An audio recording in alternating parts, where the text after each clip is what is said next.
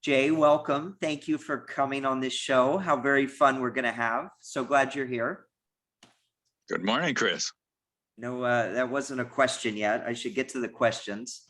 All right. So fun. So, Jay, I love your story and I love your friendship. Tell us how you got into ancient sea travel or ancient. How did you get into this stuff? Well, couple of different ways. My father read a Barry Fells book when it first came out, America BC, and he passed it to me and he says, "Jay, this is amazing. You ought to read this book." And of course, my father was a geology major at Dartmouth and has always done.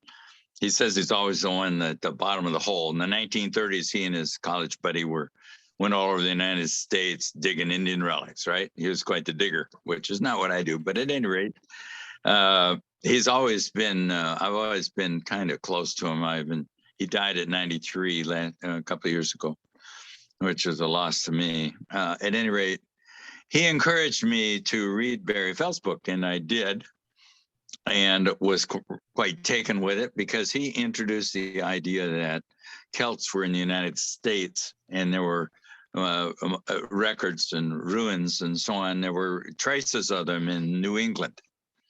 And son of a gun, some of the sites, the hilltop stone sites, were in Vermont, just across the Connecticut River from the college where I went at Dartmouth. And so Susie and I went back there, my wife, Susie, and I went back to a Dartmouth reunion. And I wanted to see if some of the sites that were in Barry Fells' book were correct. And so it was raining, but my wife was amenable at the time. We got these tube black plastic garbage bags and made raincoats out of them and climbed a hill and at Pomfret, and son of a gun, at the top was a 20-foot deep stone chamber of big, huge stone slabs that looked out at a menhir in the distance, and then a V in the mountains in the distance. And it was just amazing. Here I was going to a college that supposedly was taught Indians. You know, its big thing was teaching the Indians, but they didn't know what was around the college. It's really, anyway, that encouraged me to research this more. And I encourage anyone, of course, to read Barry Fells' book. He was a biologist at Harvard and he's died, but his 3 books are terrific. And started this whole movement of early American prehistory, as far, at least for me, and I think it has for thousands of other people. I was also managing and apartment buildings at the time, and my wife said, "Jay, why don't you get a hobby? It's kind of boring for you just to be cleaning apartments all the time on the turnovers." and so, of course, I did very well with that, but for a long time. But I started working more seriously on this ancient subject of ancient America. And Susie and I took a trip to Brittany, and I tried to get into a museum there at noontime at Karnak, and there was a little fellow in a fancy suit, kind of unhappy that he couldn't get into the museum. And I thought, "What's the matter?" He said, "Well, I had an appointment. I'm Dutch, and I've driven all the way down here, and I had an appointment with this gal, and she's not here." And because she was taking one of these 2.5-hour long French lunch breaks, and he was disappointed that she didn't respect his appointment time. Anyway, he and I talked for half the night, and we ended up being friends for many, many years. And we talked late at night in our B&B, and he turned out to be a PhD candidate in physical chemistry. He's quite the mathematician, and he taught me to count everything. And so he had a penchant for just knowing how many there were of everything. It's quite pretty amazing. And so I learned a lot from him, and we enjoyed many trips, many trips, because I've been studying this now for about 25 years. And we traveled around, sometimes in his little Dutch. I'd fly over to Schiphol, the airport there in Amsterdam, and we'd get in his little diesel station wagon and drive it around down the coast of France or wherever, down into Iberia. I've also been up in the Orkney Islands and down to Malta and out to the Azores and the Canaries and so on. So I've done some of those trips with some other people and some couple by myself when people fell through on their end of the trip. But at any rate, for about 25 years, I've gone every April, beautiful springtime trips before the Europeans go on vacation. They have beautiful trips to all the megalithic sites in Europe. Now, and of course, I've also been in Asia and Egypt and some other South America and so on. So I haven't been everywhere, but I've been, the places I've gone have been nonviolent and interesting. And when you travel with a goal in mind of visiting historic sites, you can also enjoy the food and the people and the traveling and learn a lot on the trip. So we've had a lot of wonderful trips, and I have photographic records of most of the places. And I've been able to write research articles based on finds and things that we put together. Now, a lot of what we put together is based on counting, because that's what Reinoud was good at. We started with petroglyphs in Europe, and we found that he was the expert in it, and the first thing he did was a site in Ireland, and we found that we could read many of the petroglyphs. And for example, many of the early petroglyphs of England have a great big lump on the right down at the bottom, and that's the Dogger's Bank, which was dry before the Ice Age. And you can see that on the earliest petroglyphs in Europe. At any rate, we went to sites all over Europe, and we're looking at petroglyphs, and we learned quite a lot from the study of petroglyphs. And the result of that work is a book that we put out, and I put Reinoud on the cover. This is my friend. On the cover, there is Reinoud pointing to petroglyphs at Low Crew, which is an early story told pictographically before writing. This book is called How the Sun God Reached America, and this big volume records everything that we found with regard to European petroglyphs. And in the process of that work, we started going to sites, particularly down in the coast of France, that had rocks in large rows. And you probably are familiar with Karnak, which has thousands of stones in long rows. And I put those in a book called Rocks and Rows. So that this book is about decipherment of the meaning of stones that are in long rows. Now, the Romans were at Karnak, where they have these, I just showed the picture.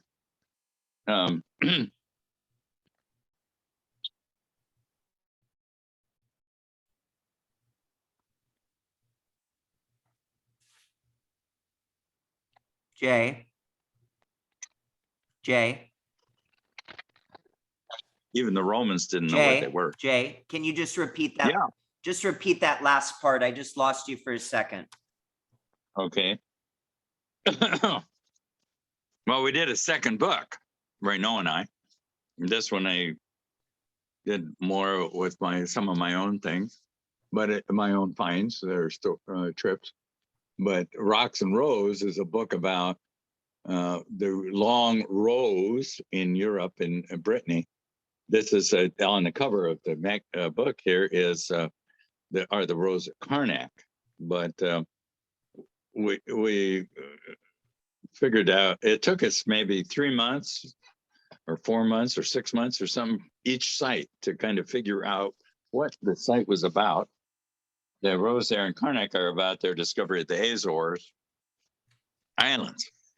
Basically, the idea is this, that you have intelligent people. This is only, they're like us. I mean, it's only thousands of years ago. It's just before writing, though, that they were people.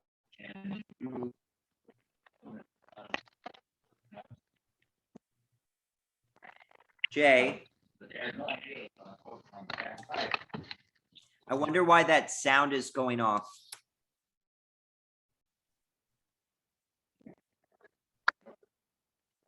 Jay.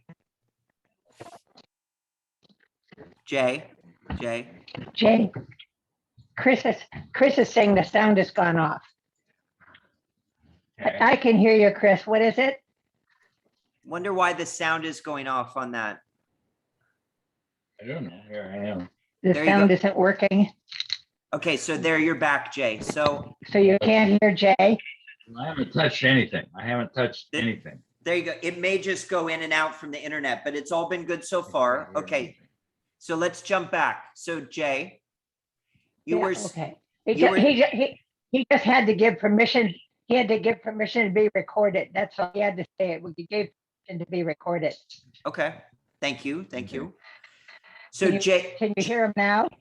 Yeah. Can you hear him now? yeah. I can't hear any.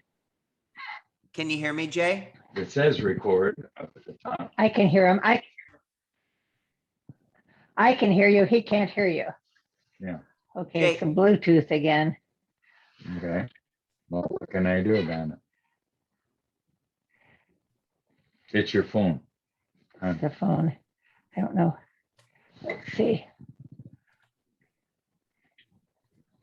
It switched you to. Okay, Jay, you were saying that these people who built Karnak were just like us, and what were they doing and what were they building? Yeah, they were trying to discover that. They were interested in seeing what was on the other side of the earth. So they were trying to explore the ocean to the west of the coast. These people, the Beaker people, they're called, they lived on the ocean and on the rivers. And so they're maritime people. It's known that they were maritime people.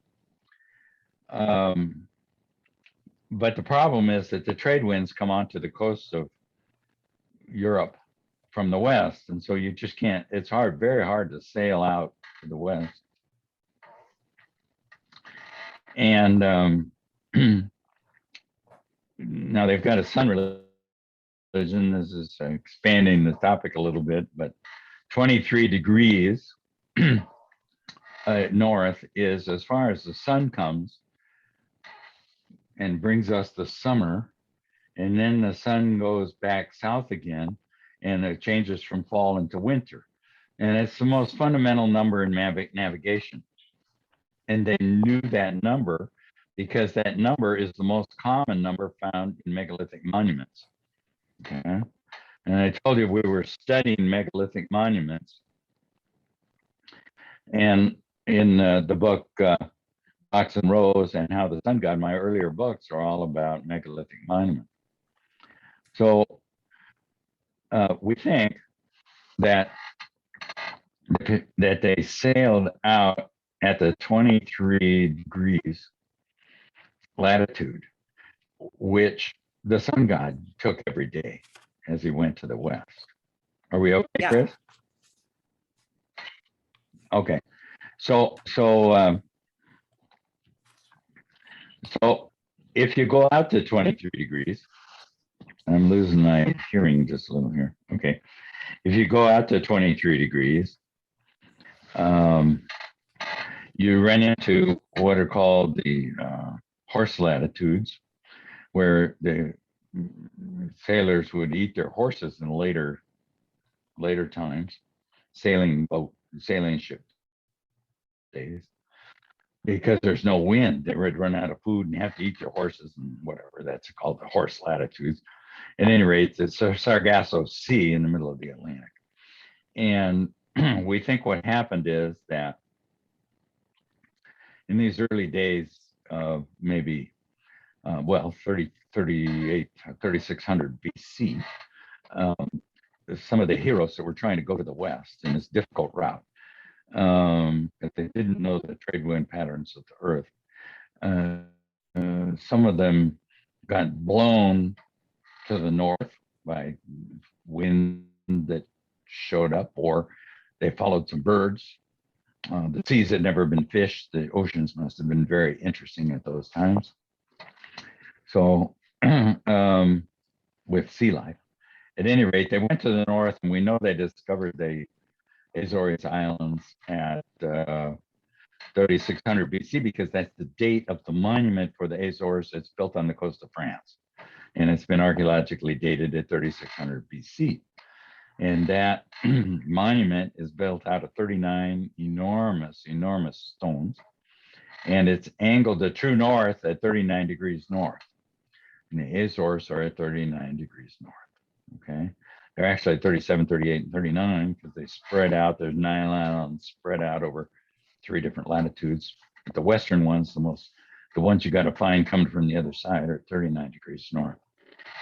At any rate, they found the Azores, and of course, there are pyramids there, and various other ruins and monuments, perch stones and things. There are ruts down in the rock that are, just inexplicable to most archaeologists. In fact, a big pyramid in Madalena on the island of Pico is called of unexplained origin on the brass plaque put there by the archaeologist for Portugal. All right, so at any rate, they found the Azores, and they're trying to find their way west. And for about 800 years, they couldn't go further west. But eventually, they're poking around up. They're in the north. They find they're living on the Orkney Islands. And the archaeologists have recently had a big, exciting discovery there on a little isthmus between 2 lakes. And they discovered that the archaeologists have reported that it was very strange. It was very holy. They had huge buildings, and they had an enormous feast, and that 700 cattle or 800 cattle were all cooked one night.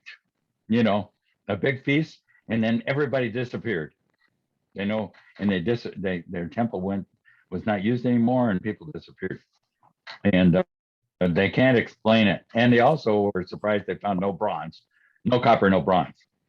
And of course, that makes a lot of sense to me. They didn't ask me. I sent them a letter, but I don't get a response. But the people who were living there looked way west, and they had found the Shetlands north, and they had found then a stepping stone over to the Faroe Islands, and from there you can sail over to Iceland, and then over to there to Greenland. Thomas Jefferson said, "Sure, America was found in very early times because all you had to do is stepping stone across the North Atlantic," and he was correct. That did do. And what happened when they were able to brave finally the icebergs coming down the Labrador in the Labrador Current on the west side of Greenland, which is the foggiest place in the world, as that cold Labrador Current comes down from the west side of Greenland and hits the Gulf Stream.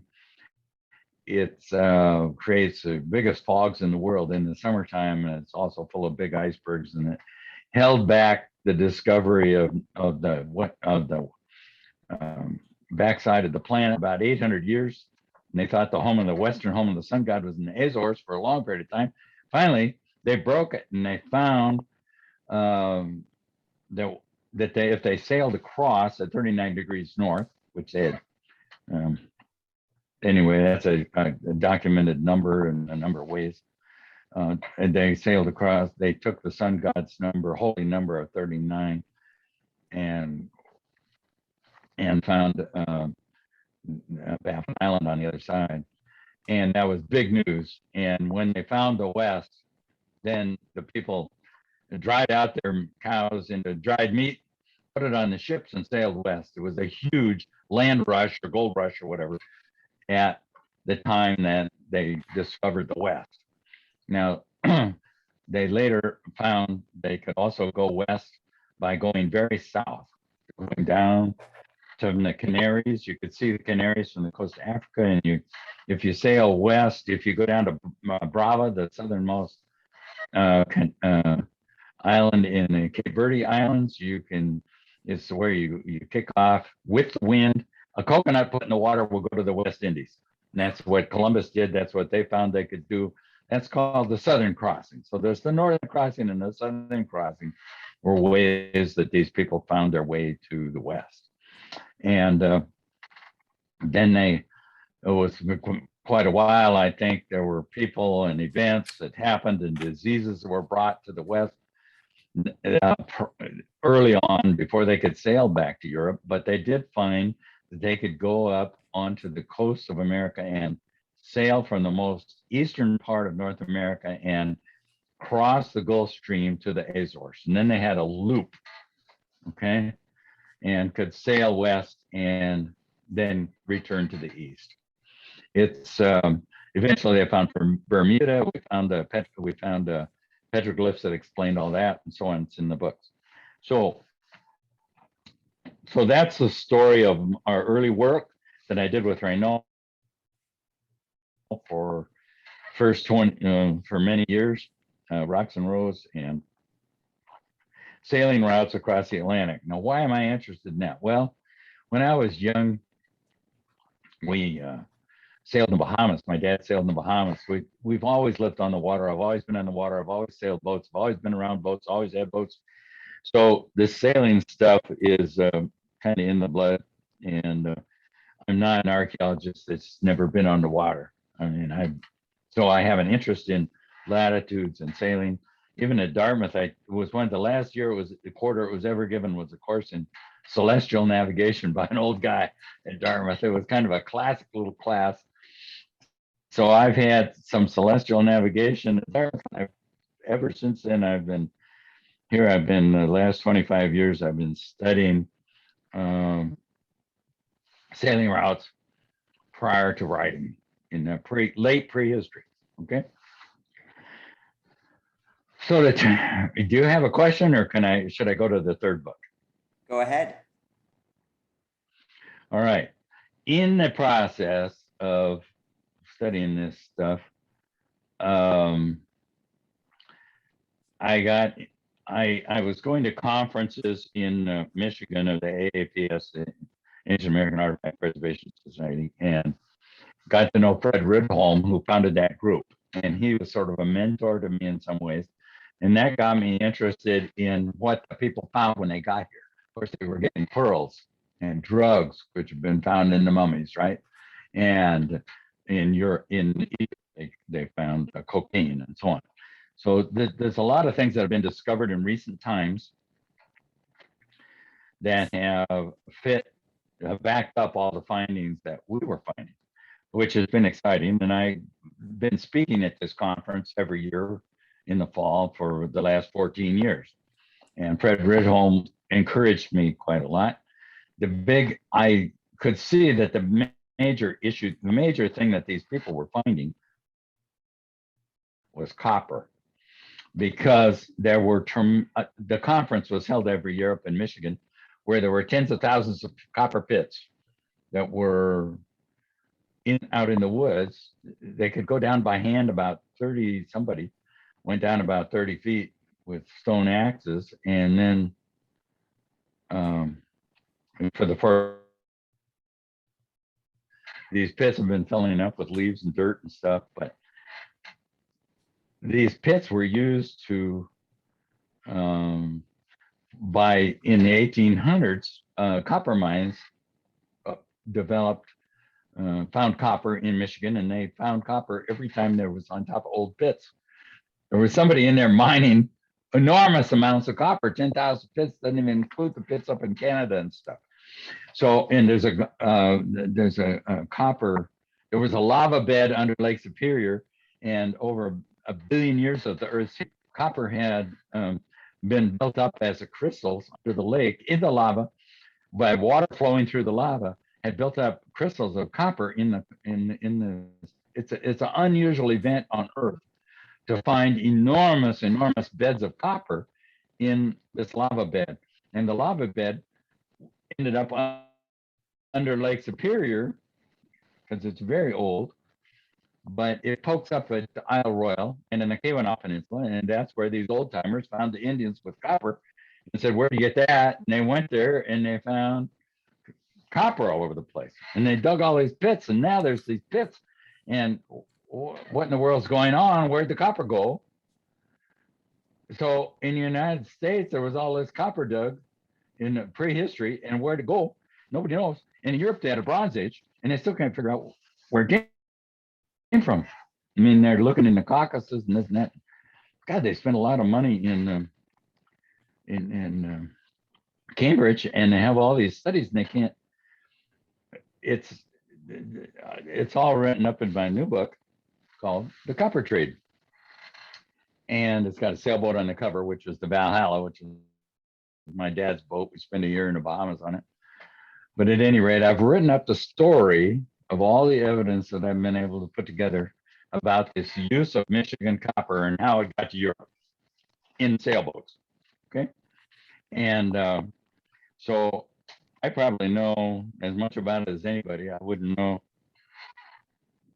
The Ridholm, Rydholm book on Michigan copper is excellent, and I highly recommend it. It's kind of expensive. Not just price of the copper, what it cost me to print them, which is $20. But I just find the information out there. But of course, we're being fought by the local archaeologists who think that the Indians did it all. But at any rate, we're going to change things here shortly, and I can explain why. So we're going to have a big impact here pretty soon. So at any rate, I'm kind of an expert now in the copper trade, having come from petroglyphs to rows of rocks, which is all mathematical, into the copper trade. Now,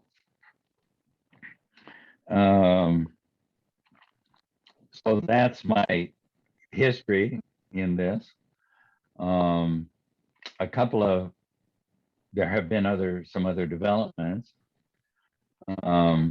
because I've gotten to know people at these conferences. So one of the things that's happened is that I've been able to buy.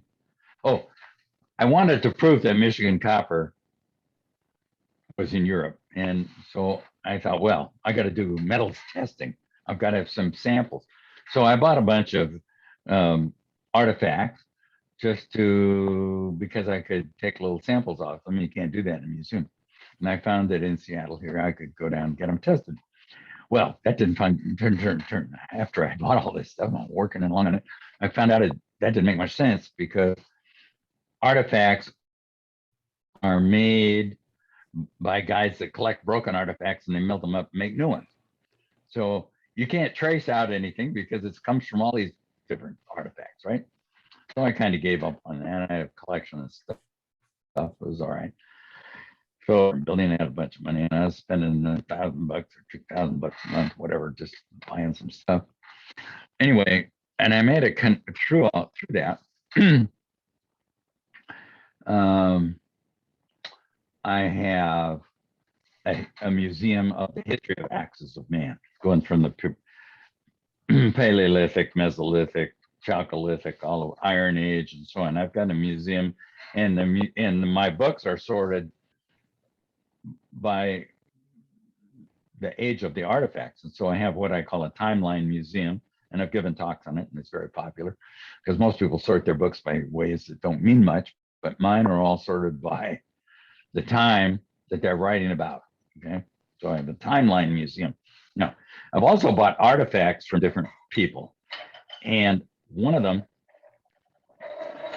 I've been buying what are called,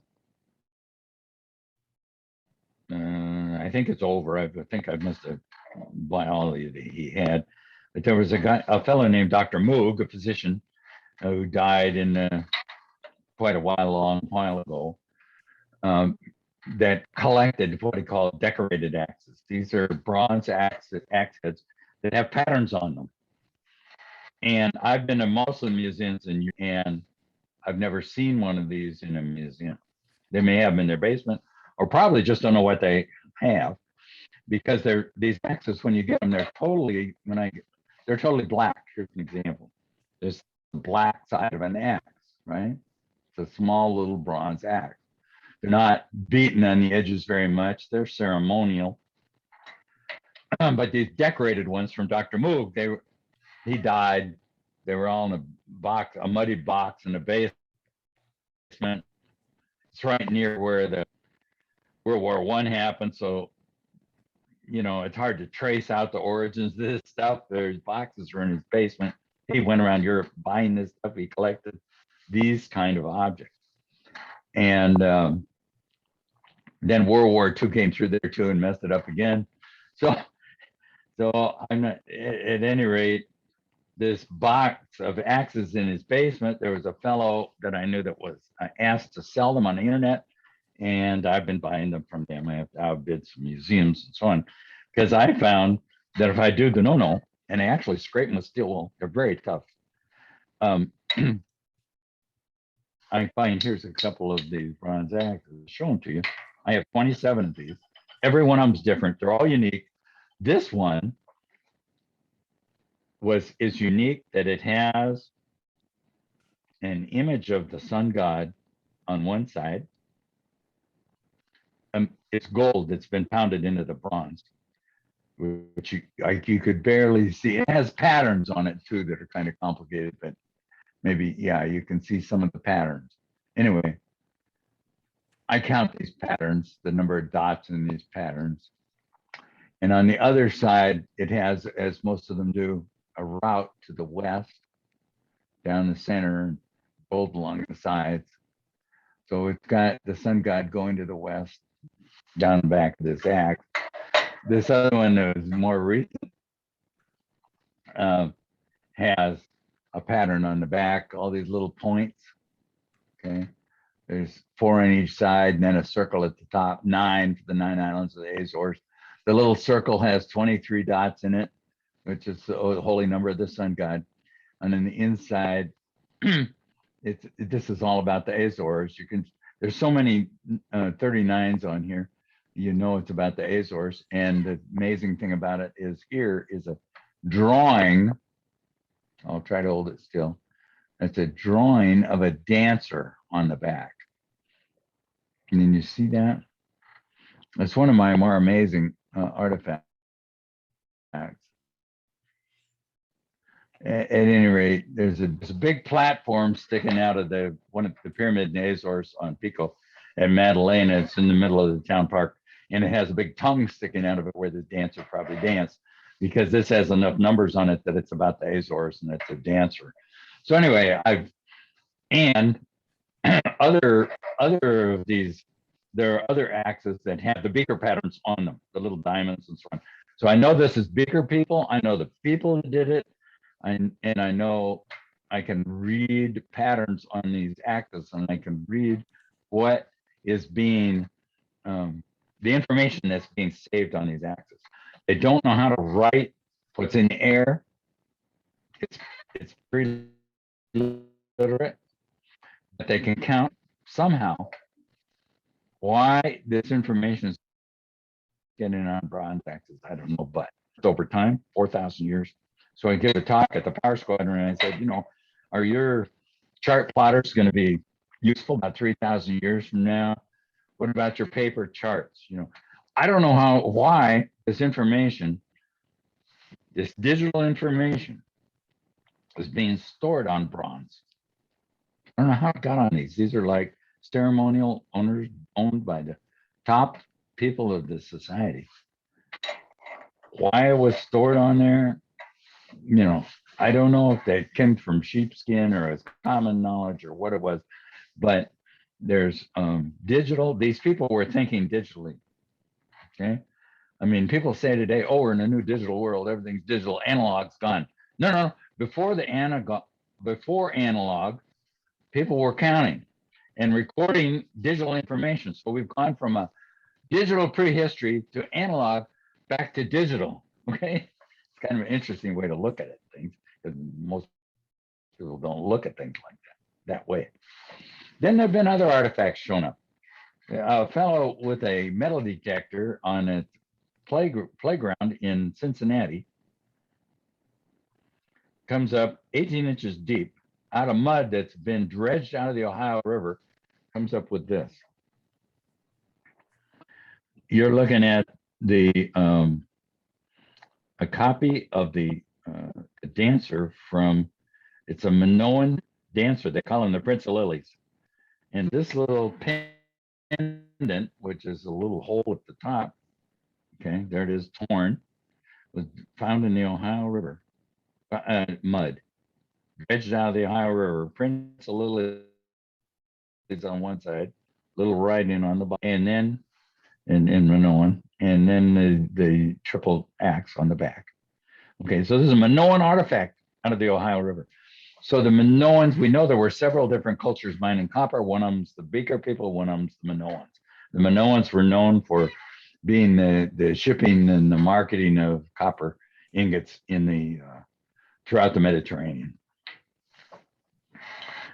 Now the copper trade all ended at once, overnight. All this stone axes are laying around. They just said they could tell it stopped overnight. The copper trade just ended. And academically, I've got some of these academic books, about the end of the Bronze Age, that it ended like overnight in disasters around the world. All the cities in the Mediterranean burned at once. They had all the faculty at the University of Washington at this wine tasting thing. And I asked them, they were all a little shy. I said, hey, why is it that the Bronze Age ended almost overnight with the burning of all these cities? And all stood around and said, we don't know. We have no idea. All right. So basically what happened, we've also, in the course of all writing these books, we've studied comet history. And we know there was big impactors have hit the Earth. Now, they haven't occurred during our lifetimes, Chris, but they've been experienced by man. And there were, we think it was the majority or the bigger part of the comet Enki broke apart at 1198 BC, and over a 50 or 100 year period, pieces came down to Earth, and it burned all these cities. It ended the copper trade. It ended Atlantis. The Shang dynasty fell in China. The Hittite ended. It ended the New Kingdom in Egypt. It ended all the civilizations around the Earth. And all the intelligent people were dead. All the artwork stopped for about 800 years. You know, what you have coming up afterwards, a little later, 400, 500, 600 years later, is the Greek civilization. Okay, so it took a while for humanity to recover from this huge disaster. But what I observed is that there's one place on Earth where they recorded it all, where they recorded what was going on. And that was the first civilization in Central America called the Olmec. And the Olmec people if you go to recorded it in figurines and carvings, and if you're in Villahermosa in Mexico at the archaeological park near the oil refinery, there's a 6-foot statue of what they call a sky watcher looking straight up into the sky. They call it the sky watcher statue.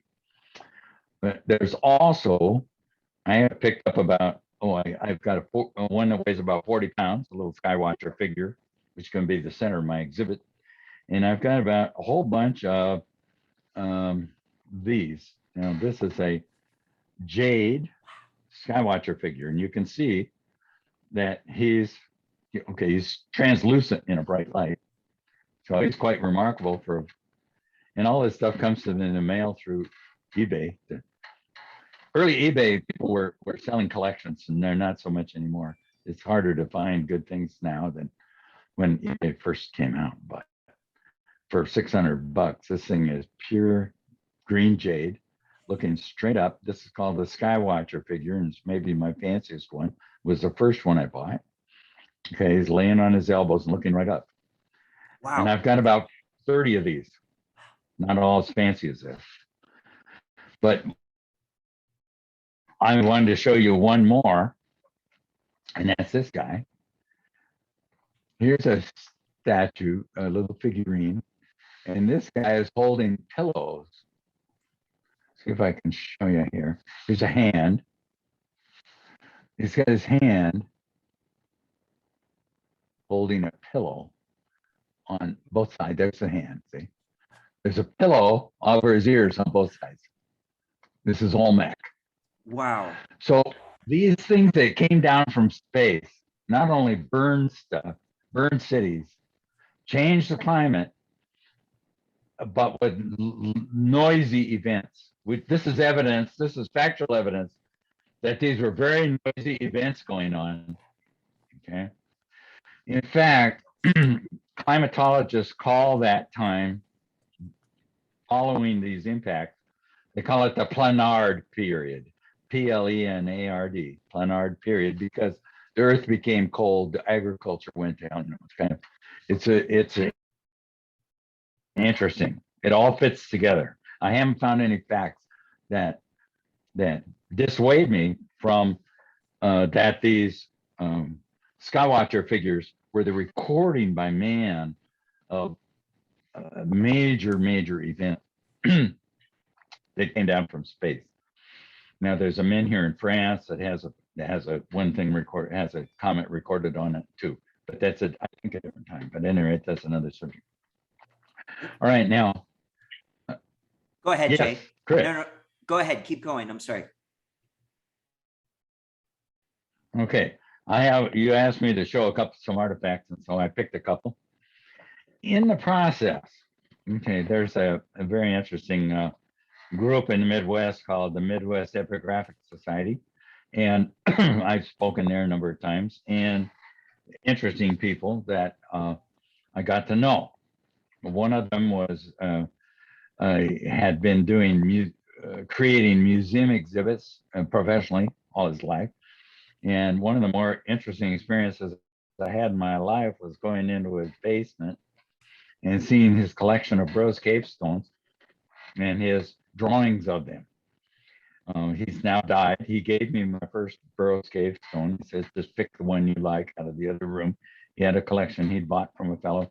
It turned out who had stolen in the dark, had stolen a bunch of stones out of a cave that he had by accident. And it's all over the internet called Burroughs Cave. And I've got a couple there was a people in Columbus where I was at this Midwest Epigraphic Society meetings where I was speaking a couple of times. People in Columbus had been buying stuff from this guy. He had found him in Southern Illinois, so it was close. And these people were spending time with this Burroughs. And it's kind of a long story, but there's some books that were put out by. One of the books was by Burroughs and my previous mentor I told you about up at in Michigan. So at any rate, there's a long history, and of course, it's being filmed and it'll being developed as a documentary film. And there are a number of films, and of course, some of the people are calling me up and wanting to know things.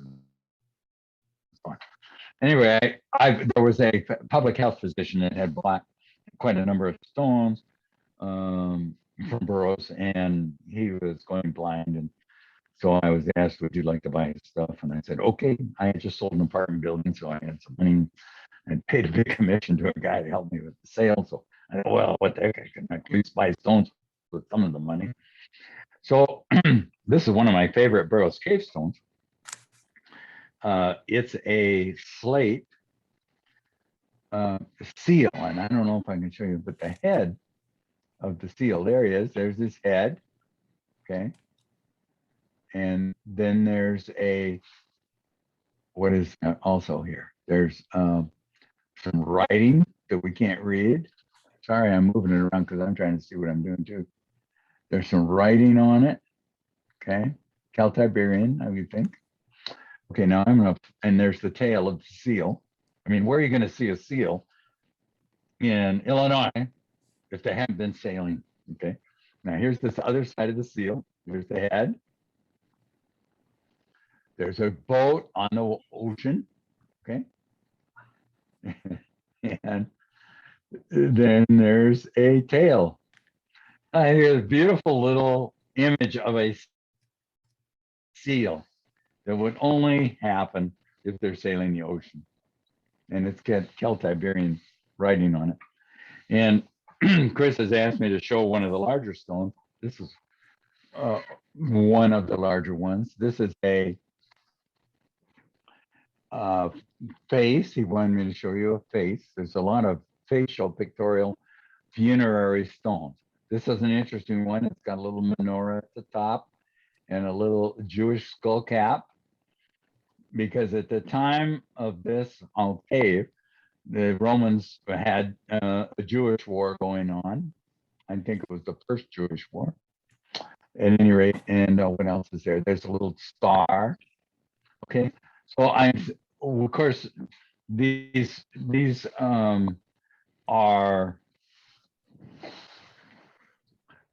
stones show people that are a number of different cultures.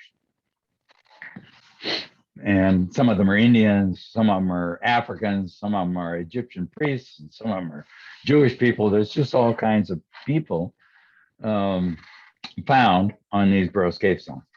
The interesting thing about Burroughs Cave is that, we now know where it is. It was lost to history because Mr. Burroughs tried to hide it to prevent from being discovered that he had stolen the stuff. So he blew it up with black powder that he stole from his 100 pounds of powder disappeared from his Civil War reenactment group, and at the same time the cave blew up.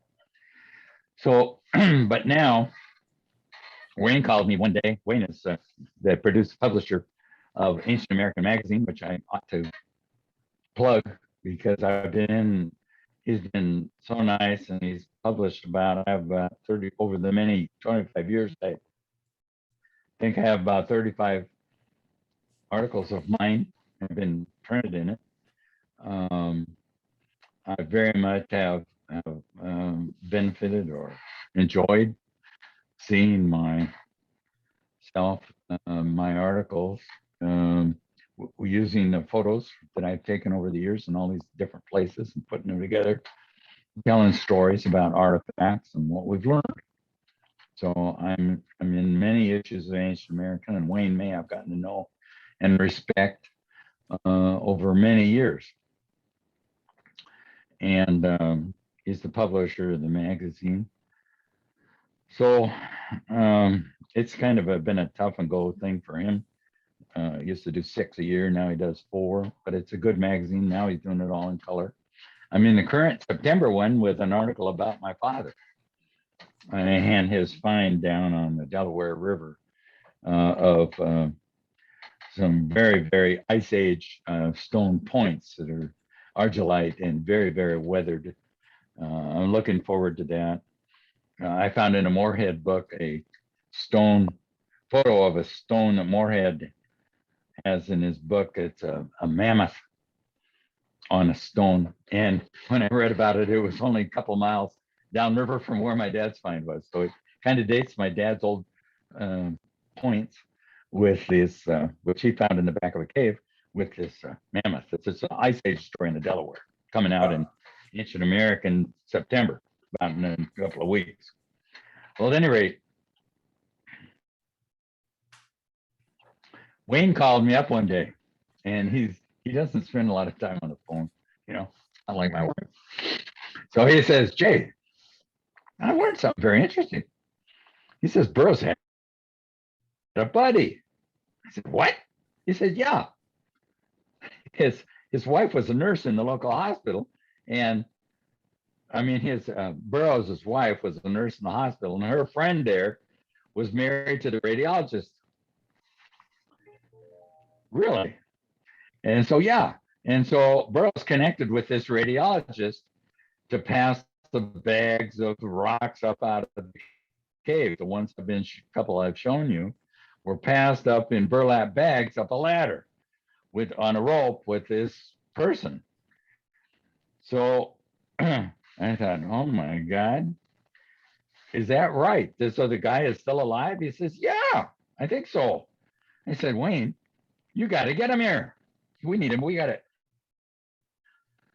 It's been, the location of this cave has been hidden, and people call all these stones fake because the cave's never been verified. They can't verify anything because the cave's hidden.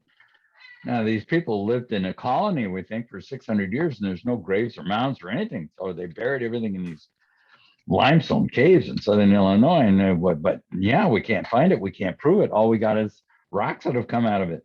Some of them are a lot of them are black mudstones, and some of them aren't. There's all kinds of artifacts. Well, so now we're sitting here, and we've got. Wayne says, well, I tell him, you got to get this guy. So to show us where he brought this stuff up out of the cave.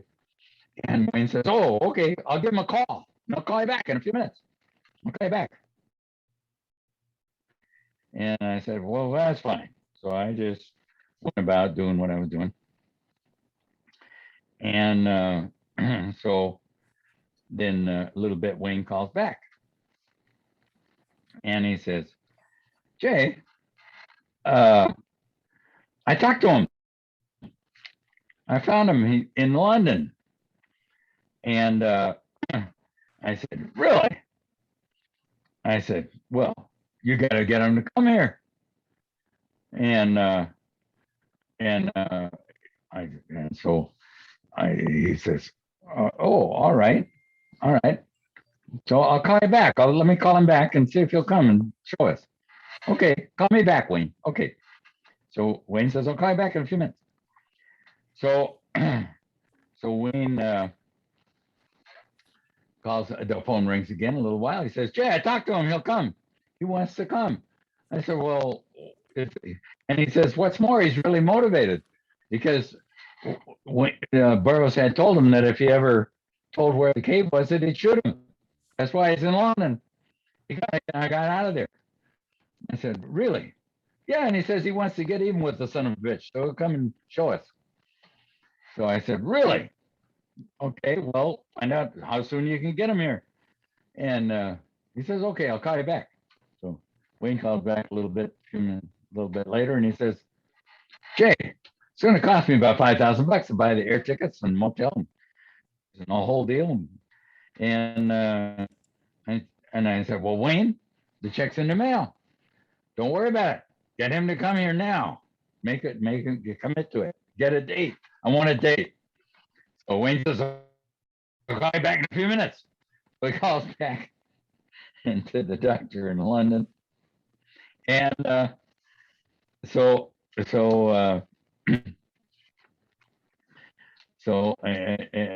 says, yeah. So he calls me back and he's got a date.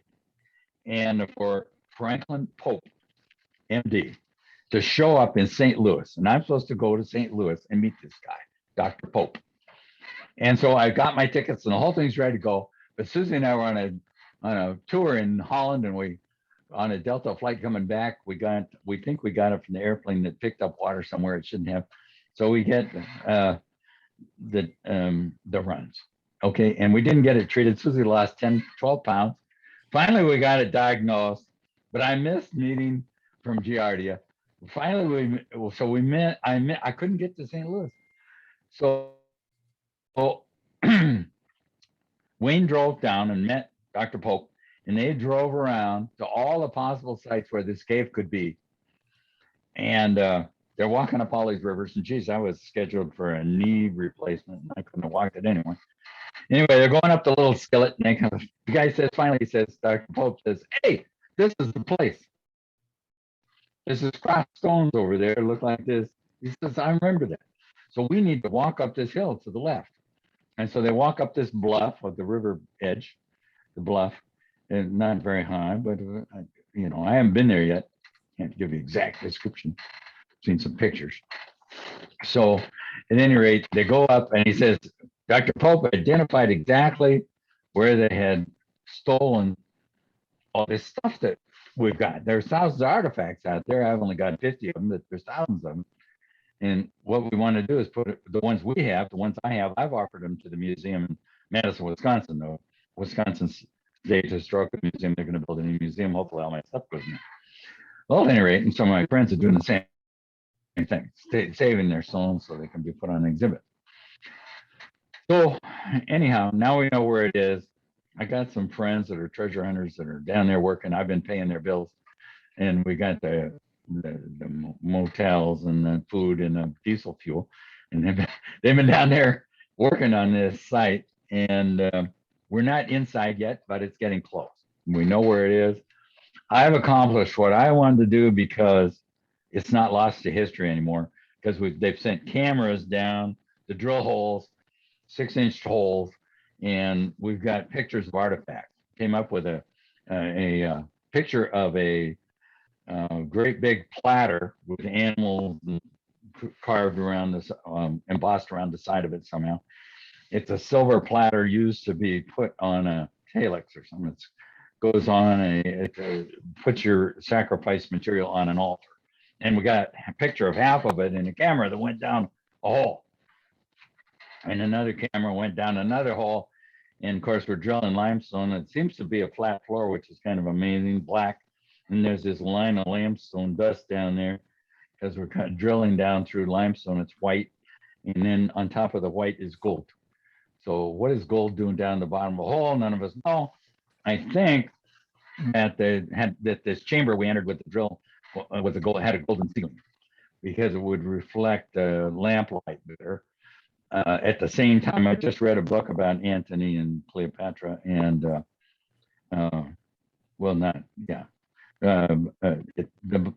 it's about the 10th Legion, and it said that the Temple of Jupiter in Rome had a golden ceiling, also at the same date. So this colony, all these stones and this place have to do with a colony that came from Alexandria at about. We know about the exact date that it started. They were refugees from Roman troops. And because Cleopatra was trying to keep the Romans from wrecking Egypt, she was very smart, could speak 5 languages. She's the first pharaoh of the Greek pharaohs of Egypt that could speak Egyptian, even amazing woman. And she, her son was Caesar, was put to death. Caesarion was put to death on the beach. But her 2 children with Antony, Antony and Cleopatra, their 2 children were named Helios and Selene for the sun and the moon. Selene was married, the woman was married to the king of Mauritania to the west, helped, the son was about 9 years old.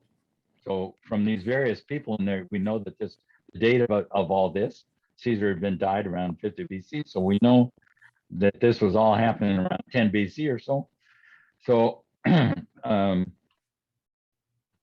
but there's pictures of Jesus in this cave stone, so we know that it's after, you know, how accurate the date of that birth date is around 0. We don't know for sure. I don't think, but the dates are pretty narrow within maybe a 20-year range or so. So we've got from the Jewish War, we've got Jews, we got Alexandrian priests, and we got African Numidians. We got the Mauritanian fleet that disappeared from history, carrying the nobility, which was people thought that noble people were better, higher quality people. And so you've got this 9-year-old who's the leader of this colony, named Helios, and on the stones there's a lot of pictures of him, AII or BII, and he's the leader of during his lifetime of a colony that escaped the Roman troops, came to the New World using sea routes that were known for thousands of years. The copper trade preceded them, and the Phoenicians preceded them, and they sailed these ocean routes, went up the Mississippi.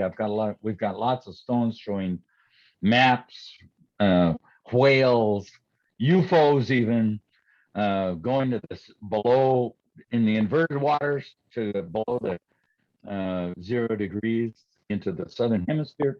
We've got a great number of very interesting pictorial pictures, map stones, and so on. I put in my copper trade book, for people to help people with their research, I put a lot of the map stones in the book, copied with high quality photography. So I have 17 map stones in the book, just to help people out with their research. This is the first one, that map stone in the Mississippi, given me by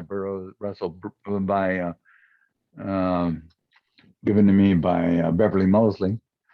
So at any rate, we can document this whole cave experience real well. Now we know where it is. We're working on it.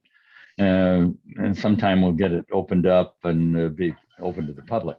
And then that's going to change all the history books, because, nobody right now, the academics are against any sailing to the West, and so on. So, I mean, the Azores were used by these people. There's pyramids out there and stuff. It's, but the sea routes were used. The Azores, the same ports in the Azores were used by the Spanish galleons to get for all the gold that the Spanish ripped off in the Americas. Went through the same ports, the same little islands in the Azores. They had to rediscover. They had a lot of trouble with the hurricanes, because they didn't know the trade wind patterns of the Earth either, and they had trouble understanding hurricanes and Gulf Stream and so on. But they used the same ports. They found them. They had to relearn the trade winds all over again. But at any rate, it's an interesting story for the conquistadors, as well as for these earlier peoples. Luckily, the early people were, although they were rapacious and were after copper, there's no history of them putting to death whole populations the way that the Spanish did. Although there's an interesting angle, the Chinese apparently were in the area also, and caused the death of people at Cahokia, and that's all recorded on some early maps and things that are just now being uncovered, which I'm not an expert at, but some people, there's a couple of people that are researching that. That's an area of research that's opening up. At any rate, well, I'm getting tired of talking, so Good job, why don't you Jay. ask your question? Good job. All right. Good job, Jay. All right. So hang in there. We're doing well. Let me look around and think for a second. So, so there's no evidence that the Minoans or these groups engaged in mass murder, or like the Spanish? Is that what you're saying? Oh, one of the Burroughs cave stones shows shaking hands with an Indian. There's no evidence that they used the locals to do their mining. So they must have had quite a number of their own people. I think there's a very different Earth at the time, very different cultures. And, not, so I don't know how highly populated. I think there were a lot of locals. We find down in Colombia and in the mouth of the Mississippi, very ancient farm beds, like they do up around Michigan, the farm beds around the mines, raised vegetables in ancient farm beds that were just huge. It's friends at the AAPS research, Leon, are researching this subjects. And also another fellow we found some of the interesting stuff coming up out of AAPS is that Beaver Island had ports on it for copper miners. The lake was 60 feet higher. We couldn't find much on Beaver Island until they used their GPS and searched at the 60-foot higher mark, and now they have identified. And the papers are just being written. Research has just been finished by Jim Schertz, and there's going to be a paper coming out, I think, in Ancient American on the copper mining port, on the Beaver Islands, where there was an island in the Lake Michigan where they were safe and good food and had quite a refuge in a freshwater lake. It was a wonderful thing before they went down the Mississippi with their products. And another discovery that's come up recently by George Geely, an architect in New Orleans, has found that on the Chandeleur Islands, which are offshore, the mouth of the Mississippi, there was he's showed at the meeting a granite roof stone from a lighthouse that was on the end of the Chandeleur Islands. So you got to understand, the United States is only 200 years old, and these miners were mining this copper for maybe 1,000 years, maybe 2,000 years, maybe more. So they knew all the routes through to the copper. They had explored the world very thoroughly. I mean, they had thousands of years to do it, and maps are quite accurate. And Poverty Point's a big place that was where they were melting copper into ingots, and the ingots were made in several places. One of them's up the Tennessee River, Smithsonian dig, but I'm very interested in Cedarborn and Claiborne, which are at the mouth of the Pearl River, upstream or across around the Chandeleur Lighthouse, which is granite, which he identified as coming from Minnesota, by the way. And you'd come around the Chandeleur Islands and up to the mouth of the Pearl River. There's a channel where you go through to where the remains of the smelting of Michigan copper and turning it into these ingots, 60-pound ingots that were sold all over the Mediterranean and sold to the Egyptians and drawn on temple walls and so on. At the mouth of Pearl River, where these two little villages were, separate villages, one Beaker, one Minoan, I think they have charcoal 6 feet deep rows of charcoal run 6 feet deep all around the site, where they had continual fires. And of course, the Pearl River's coming down. They're coming out of a big swamp, sorts of logs available that would come down the river that could be used. Of course, they'd be green, wet wood that's coming out of the river mouth. So we know that these ingots were made over wet fires, smoky, wet fires, because it's blister copper that's full of bubbles of air, from the moisture, very moist. The Germans studied this intensively, and copper ingots were manufactured over outdoor fires that were in a very, very moist environment because it's called blister copper. You drop the ingots and they break and shatter and they're full of holes and stuff. Destroy all fits together beautifully. It's been studied extensively, but never put together very well yet. But now that we're going to have the excitement about an ancient burial caves from a colony of people that got away from Rome, this is so I think people were very receptive then to understanding that 1,000 years prior to that, there was a copper trade, and copper came from Michigan and fueled the Bronze Age with copper. So several stories, but the discovery of massive amounts of gold in this cave, which I'm going to call the Cave of the Kings, because I think we have the tombs of the Ptolemaic kings in there. I mean, after all, what would they bring? What would be brought from Egypt on ships other than the child? What would be brought? What would be valuable to bring? What has never been found? What's never been found is the body of Alexander, the tomb of Alexander, and the gold from Mauritania.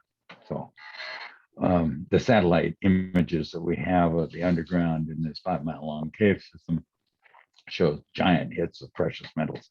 So, that's why they're digging for free, and I'm only paying their gas bills and the drilling bills so far.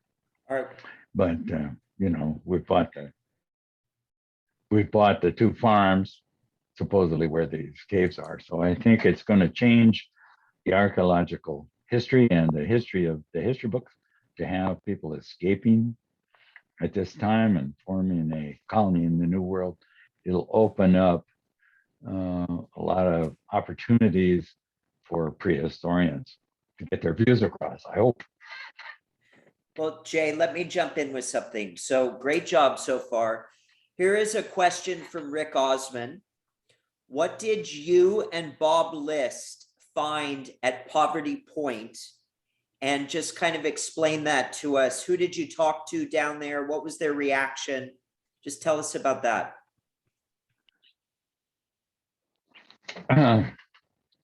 Poverty Point is a complicated story. It's described at length in our Rocks and Rose book. The design of it is astronomic and numeric. It's very complicated and sophisticated. Only a very small part of the site has been excavated because archaeology is expensive. It's an amazing site.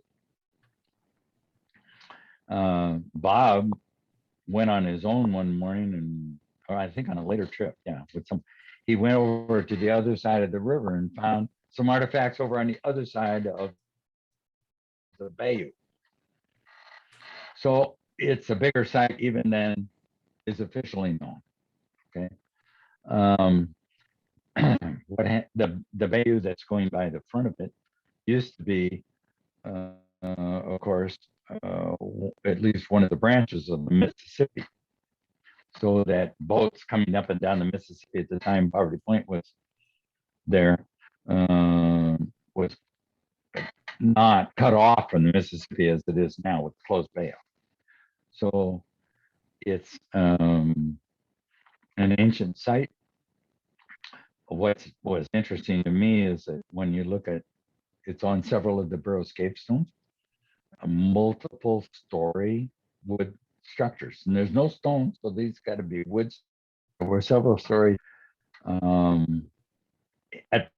Burroughs cave time, which is 1,000 years later, 1,000 years later. I don't know who's maintaining the place. Somebody obviously lived there for quite a long time. It's known. Poverty Point is known for a very wide collection of stones from around the United States. They're widely connected. Stones from a lot of exotic places were taken down there for God knows why. That they've been found on the site. It needs a lot more study, basically. Poverty Point does. But I don't know the dating of when the Mississippi turned away from the site. but the Mississippi wandered back and forth for very many times, from the air. And I got this picture. It looks like a head of hair. There's so many bayous and things. It's clear to me that most of the ingots were made down at the mouth of the Pearl River at Cedar Lane and Claiborne. Although I think copper was also identified at Claiborne, so at Poverty Point. So I think there were perhaps making ingots there. I don't have proof of that. I don't know what Rick wants to know, but he should read the article in Rocks and Rose about it. Very good. Okay, so he also wanted you to tell me about blister copper. Can you explain that to us?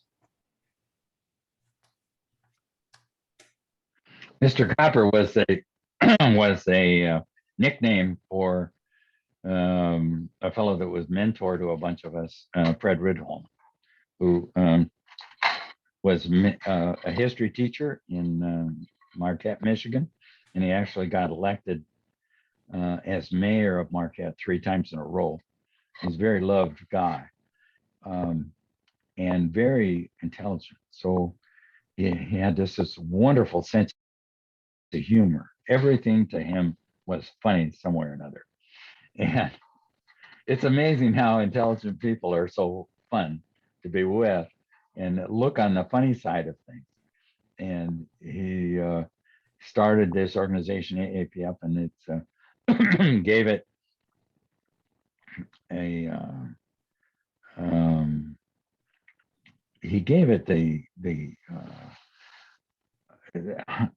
operating sense. What would I say?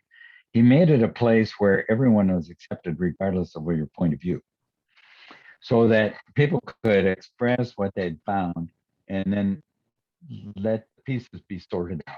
Okay, so as the truth will out, as Jefferson said, the truth will out. You can just get it all out. So he's been a mentor to a lot of us. And he was quite a very funny and very interesting individual. He passed away quite a number of years ago, but yeah. Well, I had a lot of respect for him. I didn't know his nickname was Blister Copper. Well, sure. And he started. Well, he wrote the book.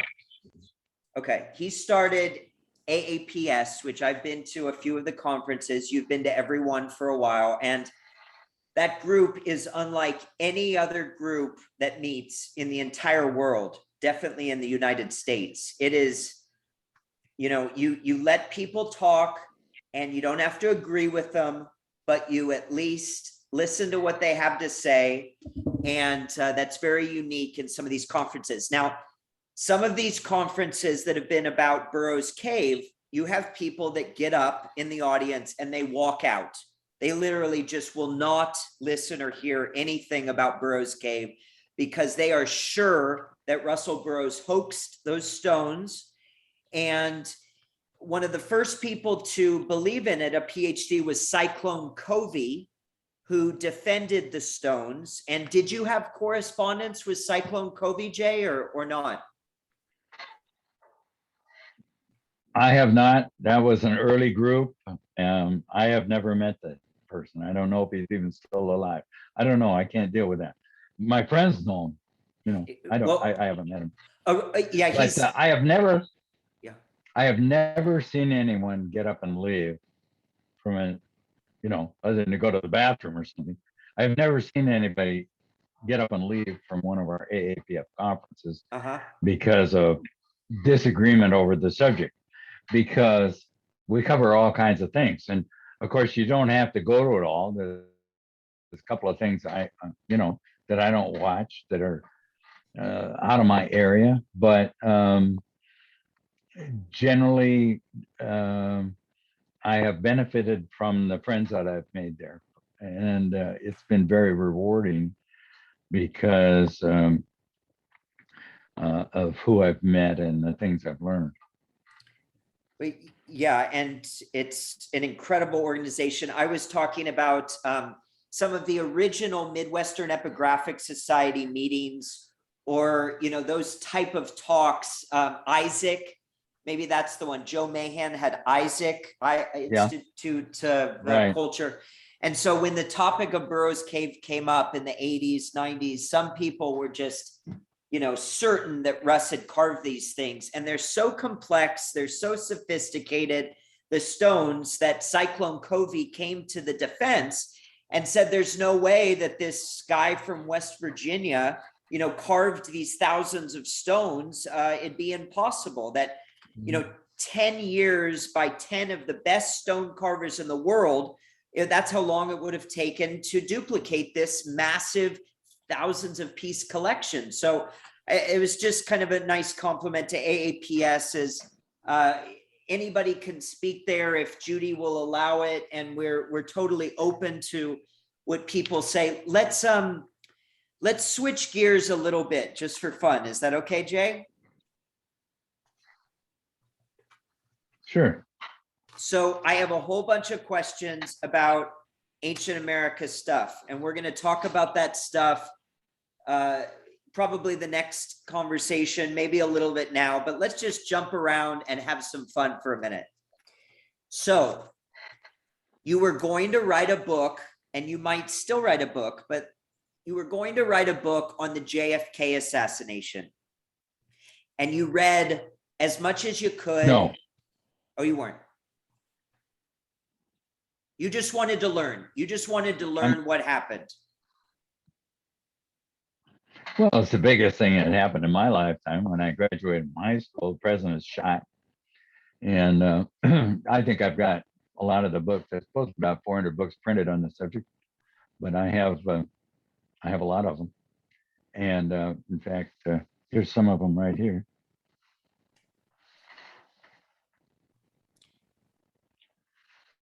Tell us, Jay, That's all JFK books. Tell us, Jay, what your conclusions are on the subject. I've got a flow sheet. Okay. Well, a lot of the publications are written by somebody that has something to contribute. And so they flew a plane, or they did something that enabled them to learn an angle. Okay. That's a lot of the books are about one angle or another. And for example, the last one I just read is Me and Lee. This one. Me and Lee. This is their Oswald's girlfriend. Huh. Okay. Yeah. It's a good book. Yeah. Tells the whole story. What I'm trying to say is that a lot of this stuff, people were put to death for telling the truth, or people were so scared, So a lot of these books have been written even recently, new information, and has come out, or it's been verified. I've got a flow chart that I've done that's a couple of feet long, of all the names of all the people that were involved, and including the shooters and everything. And it's very complicated, and you learn a little something from each book. So it's a matter of putting a lot of things together. But most people have read enough that I understand the majority of the population knows that he was murdered. The question was who did it, but in their minds, because there's a lot of different people. The books take different tacks on it. Basically, it's a complex milieu of a lot of people that had motivations to get rid of them. And one of the chief ones, of course, was LBJ himself. I mean, what's astonishing and shameful to me is that a big movie's been put out about Lyndon Johnson recently, and made him look like some sort of a hero. He's really responsible for the murder. So, And of course, a bunch of oilmen and a whole bunch of right-enders. And, you know, they do anything to stay in power. You can see it even today. So, the United States has gone to the right end. I mean, it's for a long period of time, most of my lifetime, most of my adult lifetime. Since the murder of JFK, the United States has gone to um, uh, the right and lowering the taxes on the rich people and, you know, benefiting the rich. It's almost the point now where we got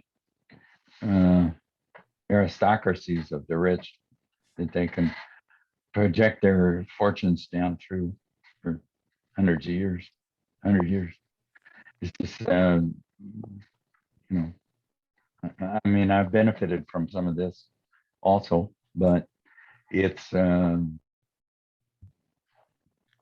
America is close to a, you know, we've seen it in the recent elections, close to a plutocracy, you know, an autocratic government that's of the rich, for the rich, by the rich.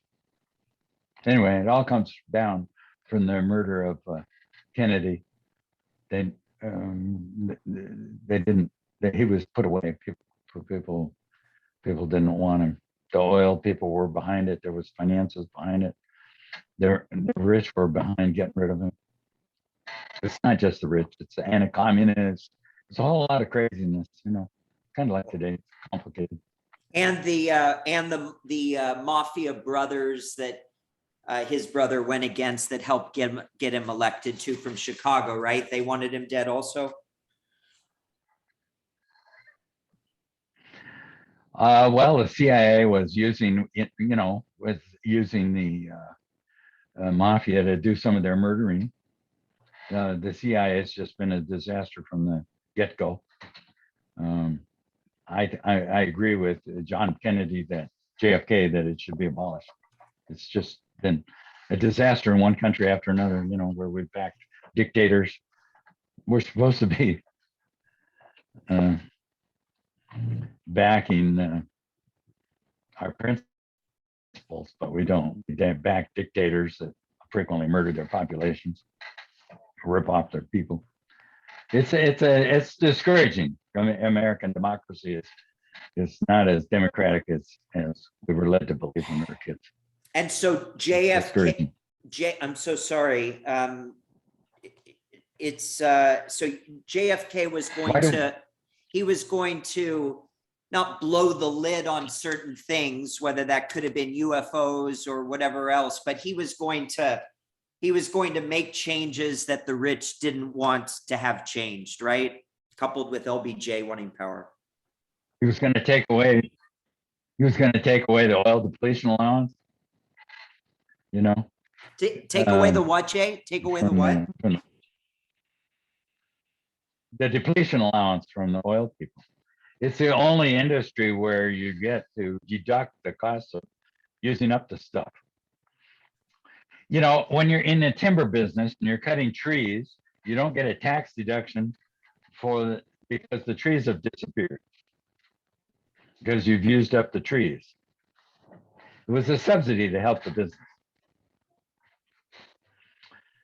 So even in the congressional hearings just last week, I heard this Katie, who's just so smart, interviewing the oil CEO, talking about his subsidies from the U.S. government. And he says, we don't get subsidies. So she says, well, I'll sit tight a minute and I'll explain them to you. And she explained oil subsidies to an oil CEO in Congress last week. I mean, wow. Unbelievable. Wow. So, but initially, it's kind of like, you know, giving the forests to the timber companies in the West. You're trying to promote the development of business. It was a philosophy that was promoted by Lincoln. Actually, he wanted to do to benefit businesses that would develop society. Of course, Lincoln himself is such an interesting guy. I've got about 5 on them, and they're all different. One of them describes his early love life, where he would he loved this girl so much. He went on after she died. He went up and cried on her tomb every day for years. I mean, amazing stories about Lincoln. Of course, he wanted to put all the black people from the north and south into Central America to raise bananas and get them out of the country because he didn't think they'd ever live together. He wanted he wanted the states not to have the rights that they initially had. You know, I mean, we used to have a group of states. Now we just got a big national government, right? Pretty much, and it's Lincoln doing it. He made a great, huge national imperial state, and I've read enough of Lincoln books now to understand that he's responsible for doing that. Illegally, he did it. He put people that criticized him in jail with no process, got rid of habeas corpus and so on. He put newspaper people in jail just during the Civil War. He just said, well, we had to do it. And so on. He made the big national state that we now have. Wow. And of course, when he declared the slaves to free, he thought it was just a wartime thing that would only apply to the southern states, not the northern states, and that after the war, the court would declare the thing. He was a lawyer, so he said that this isn't a legal thing to do anyway. So, you know, he celebrated for stuff that he didn't think would last. Wow. But anyway, that's not. You're getting me considerably. I shouldn't be talking about this stuff. That was great, Jay. No, we that's go back to the artifact. all right. That was great. That was great knowledge. So let's just talk for a few more, and then we'll I hope you're having fun. Okay, so that stuff came. Some of these insights came from Bob List, by the way. Some of it, who is a professor at Jackson State. okay, so why don't you explain to us the different latitudes going across? So you had the Royal Crossing, you had, 23 degree, 45 degree is Beaver Island, 50 and 40 is Spain. As you said, 38, 37, the Azores. No, Beaver Island is 45. No, Beaver Island's, I think, 45. 45, correct. All right, so tell us about the Royal Crossing. Tell us about the use of latitude in Bronze Age sailing, as you have said. All right, well, that's been kind of the subject of all the research, all the readings I've done and all the site visits it's the whole issue is latitudes. And officially they're not known until about 5 AD. I mean, fairly late. But there's a place called Barnenez, which is I think it's a tomb, a cairn with about half a dozen tombs in it on the north coast of France, which is a tourist site. Now, in the old days, so I got a picture of it, half of it was bulldozed out and trucked away to build roads because they found an easy place to get rock. But now it's one of the famous French tourist sites, mostly standing there still. They tore into the chamber from the backside, basically. So Barnenez, when you study it numerically, has latitudes in it. And we were able to figure that it was actually built at the time that the European peoples, the Beaker peoples, were exploring the northern islands, that is Europe, Scandinavia, Ireland, and so on. And these tombs relate to that. And it is dated officially by the archaeologists over there at 4800 BC. That's the earliest use of latitudes that we'd ever seen.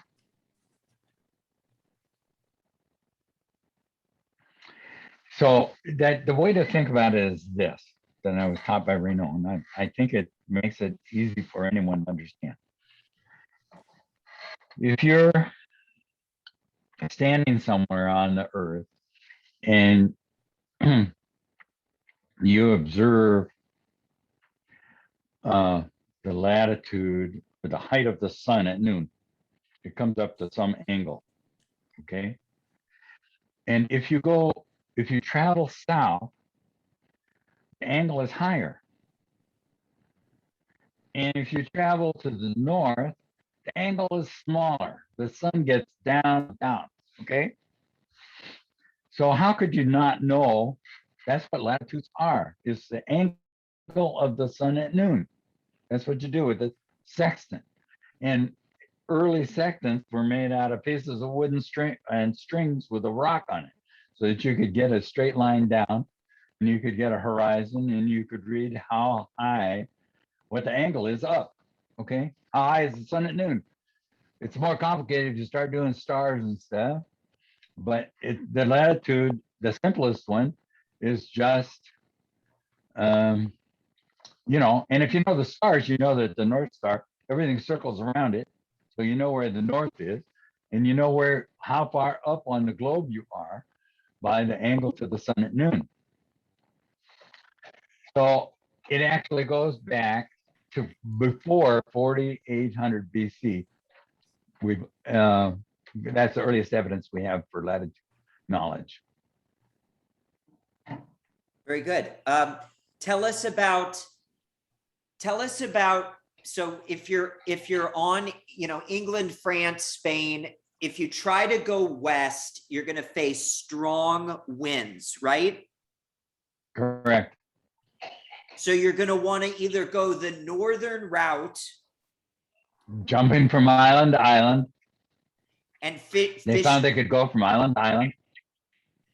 And you might fish along the shore, catching seals or whatever, but you're along the shore on these boats, and you would then hit Greenland, Leon's Meadows up there, and then you would come south down to Cape Cod. And so that's one route, right, Jay?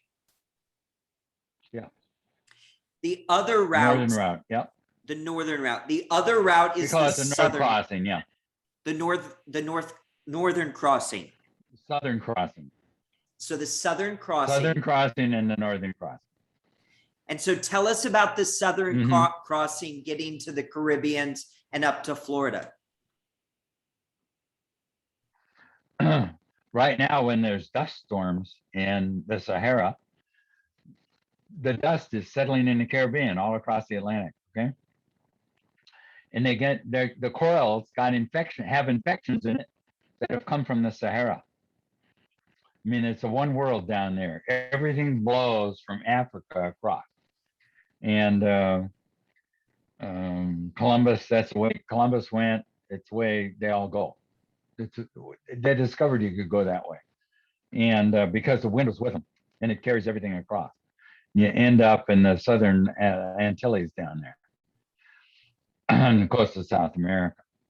And we don't have a lot of evidence for this, but we think they actually went down the coast to Rio de la Plata, and we're going up into the Mount Potosi and getting tin up there for the bronze, because there's not a lot known as to where these early people got their tin.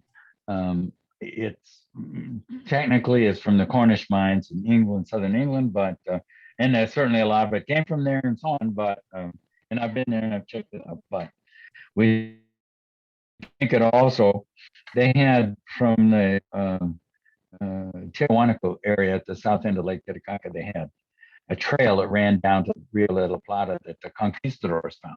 It had been cleared all the way to the danged ocean. That's a long ways. So to the ocean from Titicaca. It's there were big populations up there. The mountains are terraced in all directions. I mean, around southern Titicaca, there are huge populations there that are not there anymore. There are 40 varieties of potato, not by accident. And the monuments up there have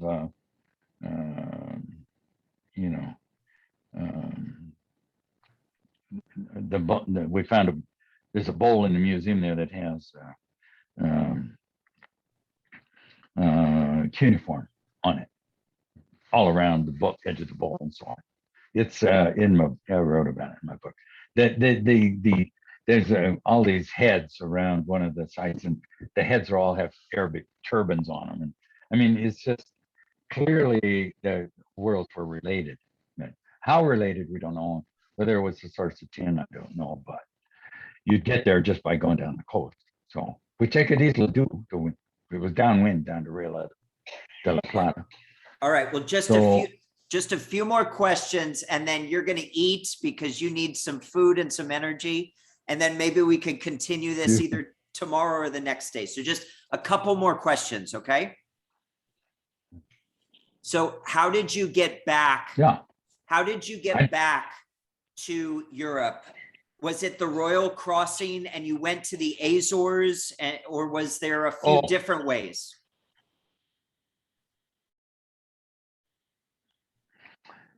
Well, Reinaud called it on one of the charts, it's marked as Royal Crossing, to come from downwind from Cape Race, Newfoundland, to the Azores. It's not a long trip. It's only halfway across the ocean, and you're sailing on a reach across the Gulf Stream, a little bit downwind. And so it wasn't too hard to do. They knew they had to get to 39, even the 39-degree latitude to find the islands out there. They even if you go buy the sailing guide to sail your yacht to the Azores today, which people do, it says go to latitude 39 and just sail east until you hit the Azores. Those are the instructions today. That's what they were doing. Actually, if they get a little further, that takes you a little. 39 hits the American coast more down Massachusetts, but if you go up to Cape Race, which is further east, you have to cut across and cut down a little bit. That's what they were doing. We're pretty sure, because it was the shortest route. And so did they always? Reinaud called it the Royal Crossing on one of our maps, because early on they thought only the sun god could cross against the wind to the Azores. It was against the wind. But if you go up to Cape Race, you're kind of broad reaching across it, and they were able to do that in time they could. So would you have usually taken off from America's Stonehenge in New Hampshire, or could you also have taken off from Virginia or Florida? Well, they did that and found that there was an island out there called Bermuda. So that was another route that was discovered later. We've written up about that because there's a monument about it in Maine that's in the book. I think it's in the Sun God book. But that was a later development. But they had, they were sailing these routes for a couple of thousand years. So, they found their way around. Took time. But they had time. So,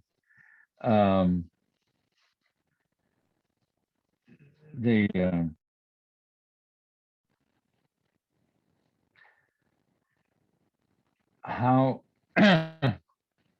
the Cape Race, you go by Sable Island and up along to as far as you could to the east, and then down to 39, and it was pretty straightforward.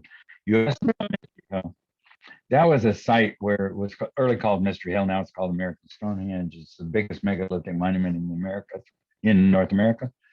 It was we have a large explanation of it that we spent a year figuring out in the Sun God book.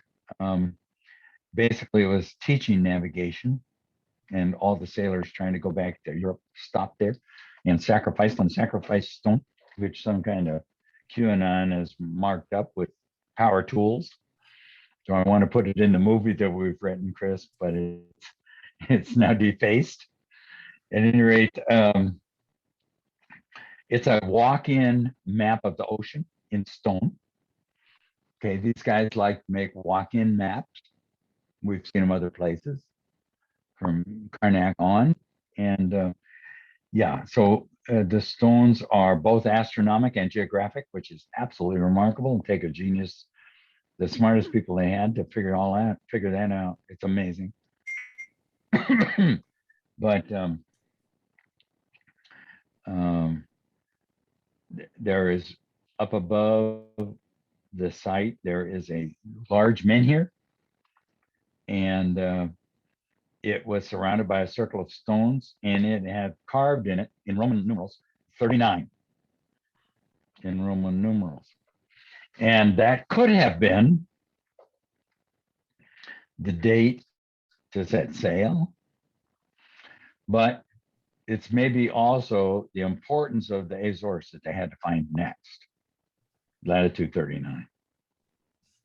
Is it That 39 carving is in the building. They've saved it. It's broken out of the menhir, and it's laying in the museum there at American Stonehenge. and so is 39 degrees going back to the Azores? Is that so much easier than it is just going straight to the mainland? Is that like a critical stop? Is it a necessary stop, or just it's easy to find that 39 degree? You run out of stuff when you're at sea in a slow going 6-knot boat or something. So they need water. Maybe it rained, maybe it didn't. Maybe they stop in where they can to refresh, bathe. You know what it's like to have salt water in your skin for a month or so. They stop where they can. They're not dumb. They stop, refresh, party hardy. I don't know if they had beer in the Azores, but I know they had parties there because I found a dancer. They have pyramids there. They stop in, they see their friends and their buddies. They've got things from the New World that are treasures that they can trade for stuff. And maybe there's women there that are interesting to them. Whatever. They want to stop. And so, yeah, it's safer. It's easy to do. And there's other islands too. And to go without stopping there is a long and more dangerous trip. The Bay of Biscay is just famous between France and Spain, for rough weather. You don't know quite what the weather's going to do toward the English Channel and so on. You want to go as far as you can through the Azores and then head to the continent from there. Thank you. That's just what I wanted to hear. Let's call it a day for now. Let's get you a nice sandwich or something. We'll get you some energy in that brain of yours. And let's continue this like tomorrow. I didn't feel. What, Jay? Yeah, I didn't feel like I was fading, but okay. I didn't think I was fading. I didn't know if you had low blood sugar and, you're going to keel over on this video program. So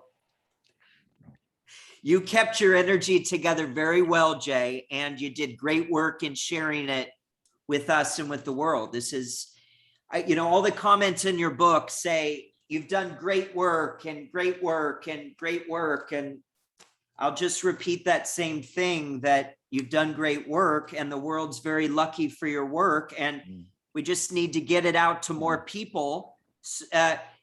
We know this, it's a fascinating story. You go up to state archaeologists and they turn their back to you, or you ask somebody at, the Historical Society a question and they don't have an answer to it. It's, we're all very frustrated by our passion and understanding of this alternative ancient history that not too many academics take seriously. And it's very frustrating. So you and I have a very shared perspective, and your work is, we need to get people and young people interested in this stuff more. And for some reason, Are you leaving? Jay, I'm almost done. For some reason, this stuff is suppressed to the school children. This stuff is suppressed to the school children. Well, it's going to open up soon, Chris. Hey, Chris. Yeah. Chris, it's all going to open up. This cave opening is going to show amazing stuff. So don't worry about it. It's all in process. All right, maybe this interview gets the word out too, and to some interested parties. And all right, so enjoy the Okay. rest of your day, and let's continue this in a day or two if you want. Okay, I'll give you a 2-day break. Send me an email. Tell me when you want to do it. Give me some advance notice, but I'll be here. All right, good job, Jay. Okay. Bye. Thanks, Bye. Chris. Bye. Okay, bye-bye.